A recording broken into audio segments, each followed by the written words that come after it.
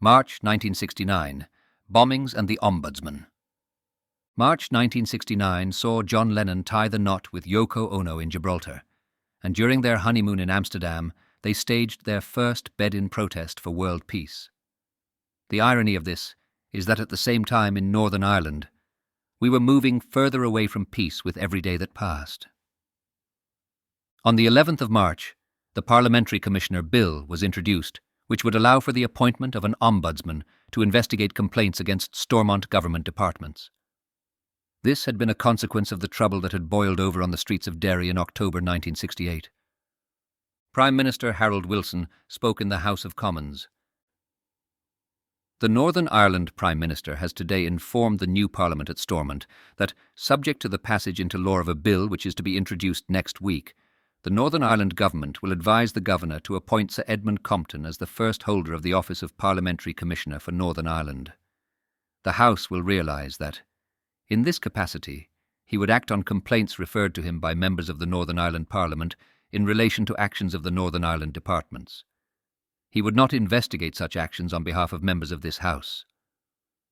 Loyalists were intent on bringing down the UUP Prime Minister of Northern Ireland, Terence O'Neill, who had promised some concessions to the civil rights movement. As a result, members of the UVF and UPV bombed multiple locations in March. On Friday, the 21st of March, a Catholic church was extensively damaged in a bomb blast. The explosion occurred in the early hours of the morning at the Holy Family Church, about 5 miles outside Larne, County Antrim. The entrance porch was almost destroyed, the bell tower was severely shaken, windows were shattered, the walls were cracked, and part of the terrazzo aisle was broken. The effects of the blast extended to the school, neighbouring houses and the cemetery. The condition of the church brought sympathy from both Protestants and Catholics. Within a short time, over £200 was received in subscriptions from people of all denominations. On Tuesday, the 25th of March, Ian Paisley and Ronald Bunting were sentenced to 3 months in jail at Armagh for participating in an unlawful assembly during a civil rights march in November 1968. On Sunday, the 30th of March, there were several explosions at an electricity substation at Castlereagh, East Belfast.